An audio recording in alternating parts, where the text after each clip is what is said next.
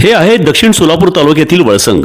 इतिहासाची समृद्ध परंपरा आणि उज्ज्वल भविष्याची नवी दिशा, प्रगतशील आणि वेगाने विकसित होणारे गाव वळसंग।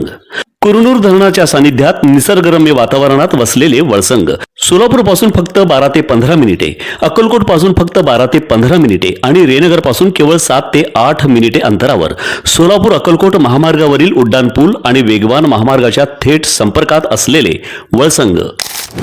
अन्न व औषध प्रशासन विभागाच्या धडक कारवाईचा धडाका कायम असून दक्षिण सोलापूर तालुक्यातील गावडेवाडी येथील एका डेअरीवर टाकलेल्या छाप्यात तब्बल 6,91,445 रुपयांचा निकृष्ट व भेसळयुक्त बर्फीचा साठा जप्त करण्यात आला आहे। यामध्ये एकूण 1,807 किलो वजनाचा मुद्देमाल जप्त करण्यात आला असून त्यातील 4 नमुने प्रयोगशाळेत तपासणीसाठी पाठविण्यात आले आहेत। गावडेवाडी येथील महादेव कोरे यांच्या जागेतील रामदेव डेअरी येथे कोणताही अधिकृत परवाना न घेता हा व्यवसाय सुरू असल्याचे तपासात उघड झाले। अन्न सुरक्षा अधिकारी रामानंद स्वामी आणि रेणुका पाटील यांच्या पथकाने ही कारवाई केली। शुद्ध दूध किंवा खव्यापासून बर्फी तयार करणे अपेक्षित असताना दुधातील स्निग्धांश काढून त्याऐवजी वनस्पती तूप वापरून मिठाई तयार केल्याचे समोर आले। ग्राहकांची दिशाभूल करण्यासाठी या मिठाईला खऱ्या बर्फीसारखे स्वरूप देण्यात आल्याचे अधिकाऱ्यांनी सांगितले। या कारवाईत 163 किलो अजमेरी बर्फी, 348 किलो गोड बर्फी असा एकूण 511 किलो मिठाईचा साठा जप्त करून तो जागेवरच नष्ट करण्यात आला आहे।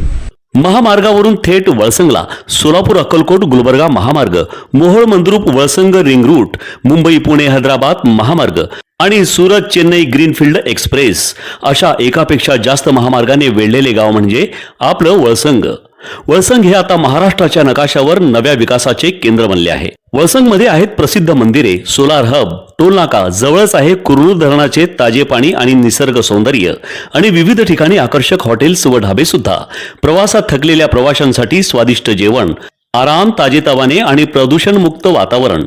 वळसंग हे केवळ गाव नाही, एक उत्कृष्ट थांबा आहे, एक संधी आहे, एक भविष्य आहे। वळसंग ऐतिहासिक वारसा, आधुनिक कनेक्टिव्हिटी आणि उद्याच्या विकासाची हमी। सोलापूर जिल्ह्याचा अभिमान आणि महाराष्ट्राचा गौरव वळसंग।